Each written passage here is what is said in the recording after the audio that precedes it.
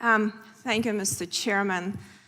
I'm not sure, but I might be actually the only member of Congress who actually immigrated as an adult, not with parents as a baby, as a child, brought by the family, but actually as an adult at the age of 21 made decision to legally immigrate to the United States from Ukraine.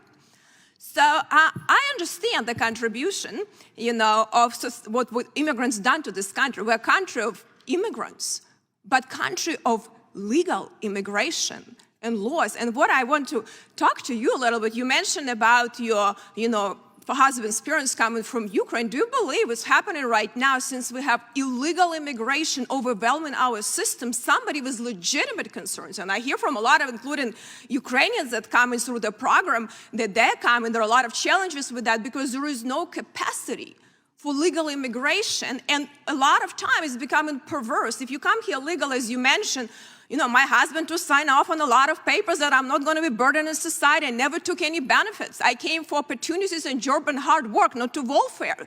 Now we're creating a system where a lot of people come illegal and get benefits much better than you come here legally. You really kind of disincentivized, go through legal system. So do you believe, Ms. Yegorov, that what is happening right now, it actually hurts legitimate asylum seekers, legitimate people avoiding persecution and have refugees, or try to come here to contribute to society? What are your thoughts on that? I think absolutely. The problem is that the vast majority of refugees that have been vetted by the United Nations are women and children from just 3 countries, right? Ukraine, Syria, and Afghanistan. This is not the same population that we're seeing coming through the southern border. So we're not accepting the most vulnerable refugees. Based on public data that I found in New York City, 80% of the new migrants in New York City are single adults. And if 50% of the refugees are women and children, there is a disconnect. We are not, the most vulnerable cannot even make the cross in the southern border because it's very dangerous.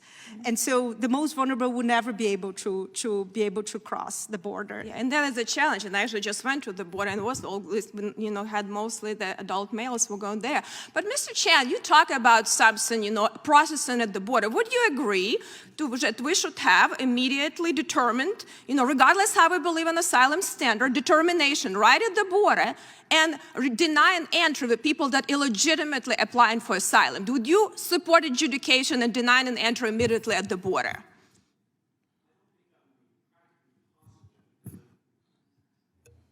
Thank you for the question. I don't think that would be practically possible to make a determination for some so quickly.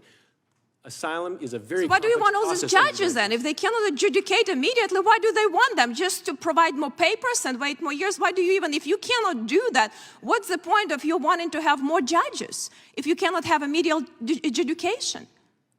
So there aren't judges typically sitting at the border region to be able to... Yeah, but you say we need to have more. So what would they be doing there? Just giving more papers? Or what would they be doing if they're not adjudicated and immediately deciding if entry would be allowed? What are they for there? So I think we completely agree here about the importance of having an efficient and orderly process that quickly can screen people like asylum seekers for eligibility. The question is just how do you do that operationally to make it effective? But you would not disagree that we should have immediately adjudication and making decision at the border, regardless how we feel about the standard, because HR 2 increases standard, and it's actually a reasonable standard. More likely than not, it's still 50-50 standard, so it's a pretty still high standard, considering, how many people abusing the system, and legitimate asylum seekers actually that truly can be prosecuted and killed by their government, have a hard time now because there is no prioritization. So you think that should be happening at the border and we should deny an entry?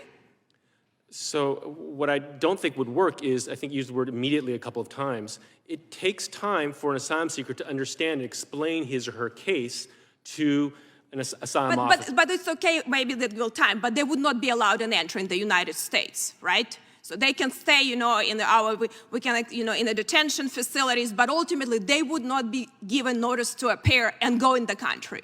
Is that correct? You agree with that?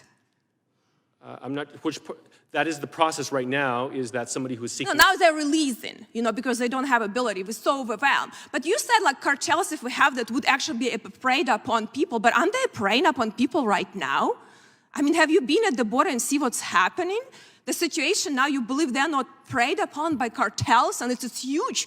I mean, people, women and children, and we have people pretty much being abused.